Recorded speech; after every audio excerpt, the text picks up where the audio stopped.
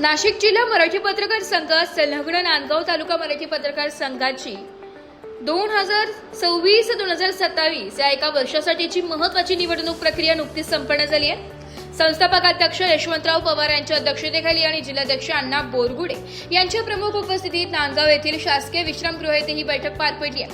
या बैठकीत एक वर्षासाठी संपूर्ण कार्यकारिणीची बिनविरोध निवड करण्यात आली आहे। निवडणूक निर्णय अधिकारी विजय बोराडे अधिकृत निकाल जाहीर केलाय। यामध्ये खालील पदाधिकाऱ्यांची निवड निश्चित करण्यात आली आहे। नूतन कार्यकारिणी 2026-27 आमीन नवाब शेख अध्यक्ष, महेश हरिभाऊ पेवाल कार्याध्यक्ष, बाबासाहेब कारभारी काळे उपाध्यक्ष, विजय सुधाकर भावसार उपाध्यक्ष, चंचल मदनलाल गंगावाल सरचिटणीस, सुहास लक्ष्मण पुणतांबेकर सह सरचिटणीस, सतीश रतन सिंग परदेशी खजिनदार, अनिल शामराव शिंदे सह खजिनदार, अजहर शफी शेख संघटक, सचिन अंबादास पांडे सह संघटक, अनिल महादू आव्हाड समन्वयक, सचिन पुंजाराम गायकवाड कार्यकारिणी सदस्य, दिगंबर पोपट सोनवणे कार्यकारिणी सदस्य, मोहम्मद नवाब शेख कार्यकारिणी सदस्य, संतोष रामचंद्र खताळ कार्यकारिणी सदस्य यावेळी निवडीनंतर उपस्थित मान्यवरांनी नूतन पदाधिकाऱ्यांचे अभिनंदन केले। पत्रकार संघाच्या माध्यमातून पत्रकारांचे प्रश्न सोडविण्यासाठी आणि सामाजिक बांधिलकी जपण्यासाठी ही कार्यकारिणी तत्पर राहील असा विश्वास नूतन अध्यक्षांनी यावेळी व्यक्त केलाय। या निवडीबद्दल संपूर्ण तालुक्यातून नूतन पदाधिकाऱ्यांवर अभिनंदनाचा वर्ष होता। यावेळी प्रमुख अतिथी म्हणून ज्येष्ठ पत्रकार बब्बूभाई शेख, माजी अध्यक्ष संजय मोरे, विजय चोपडा, अनिल धामणे यांच्यासह इतर पदाधिकारी मोठ्या संख्येने उपस्थित होते। यावेळी आगामी जिल्हा पत्रकार संघाचा पत्रकार दिनाचा कार्यक्रम नस्तळपूर येथे घेण्याची घोषणा देखील करण्यात आली आहे। जिल्हा मराठी पत्रकार संघाचे संस्थापक जिल्हाध्यक्ष सन्माननीय यशवंतराव पवार साहेब यांच्या सूचनेप्रमाणे नांदगाव तालुका मराठी पत्रकार संघाची 2026-27 या सालाकरिताची निवडणूक घेण्याकरता नाशिक जिल्हा मराठी पत्रकार संघाने आपल्या संघाचे खजिनदार सन्माननीय विजय बोराडे यांची या ठिकाणी निवडणूक निर्णय अधिकारी म्हणून या ठिकाणी नेमणूक केली होती। नांदगाव या ठिकाणी पोहोचल्यानंतर सर्व पत्रकारांचा सहभाग लक्षात घेता ही निवडणूक खेळीमेळीच्या वातावरणामध्ये अतिशय बिनचूक आणि बिनविरोध या ठिकाणी पार पडली। या सर्व नवनिर्वाचित पदाधिकाऱ्यांचं जिल्हा पत्रकार संघाचा पदाधिकारी म्हणून मी सर्वांचं अभिनंदन करतो। येत्या कालखंडामध्ये सर्व पदाधिकारी जिल्हा पत्रकार संघासाठी जे जे कार्यक्रम दिले जाईल ते कार्यक्रम तालुका पातळीवर राबवून किंवा योग्य वेळी योग्य ते सहकार्य करतील अशी आशा बाळगतो व यापुढे सन्माननीय यशवंतराव पवार यांच्या आदेशान्वये पुढील जे काही कार्यक्रम होतील ते नव्याने आपले तालुका अध्यक्ष अमीनभाई यांना कळविले जाईल व त्यांनी सर्व तालुक्यातील सर्व पत्रकार कार्यकारिणीचे सर्व सदस्य इथून माणसं बोलवले। नाशिकमध्ये पत्रकार परिषद घेतली, जिल्हा पत्रकार संघ बरखास्त केल्याचं पण त्यांनी जाहीर केलं। आपण त्यांच्यावर फौजदारी दाखल,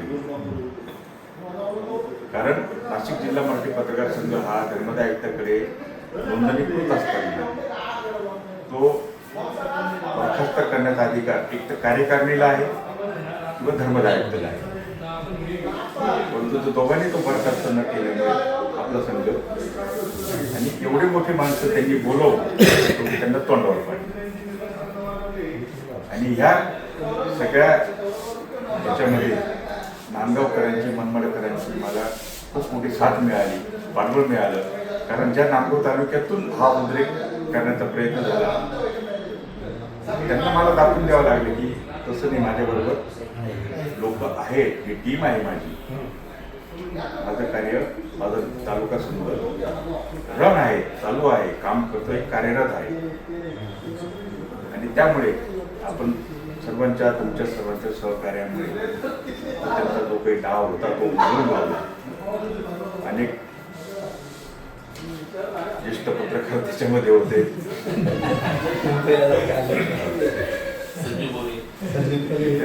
त्यांना वाटायचं की आता गेला संघ गेला, यशवंत पवारही गेला, यशवंत पवार आता जेलमध्येच जाईल, परंतु शेवटी सत्य सत्य असतं। आपण आतापर्यंत नाशिक जिल्हा मराठी पत्रकार संघाचे 6 जानेवारीला जिल्हा स्तरावरचे कार्यक्रम घेतले।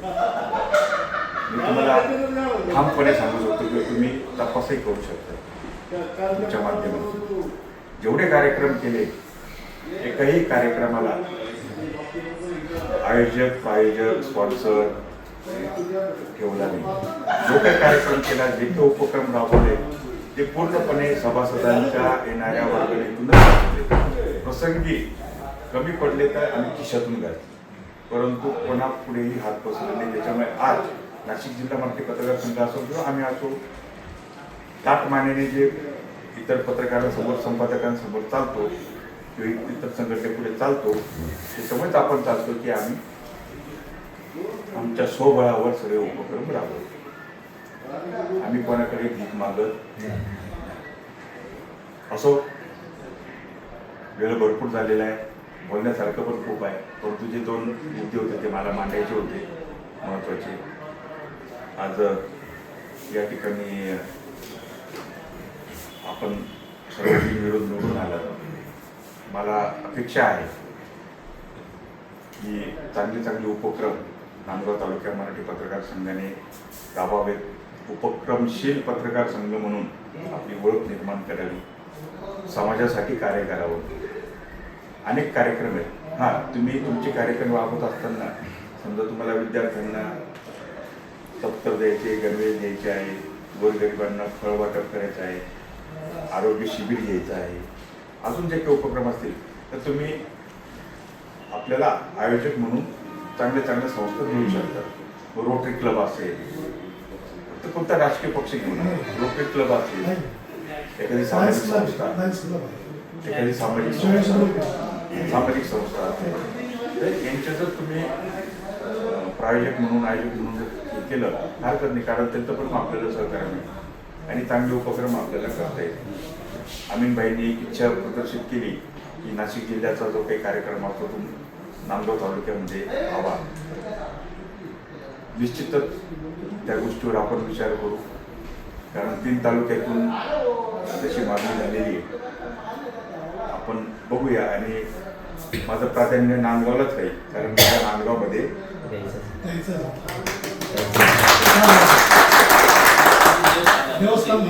विजय भाऊ सांगते मार्गदर्शक आहेत ते आपल्या संघटनेचे, त्यांचं ऐकावंच लागणार आहे आपल्याला, त्याच्यामध्ये विषय नाही. ते सांगतील, ते मार्गदर्शन करतील, त्याप्रमाणे बघूबाई आहे, त्याप्रमाणे आपण संजीव धामणे पण आहेत. हे सगळ्यांचे मार्गदर्शकांचा आपण सल्ला मसलत करून एक बैठक आयोजित करा. नाशिक लोकशाही न्यूजसाठी निफाड तालुका प्रतिनिधी अण्णा बोरगुडे, नाशिक.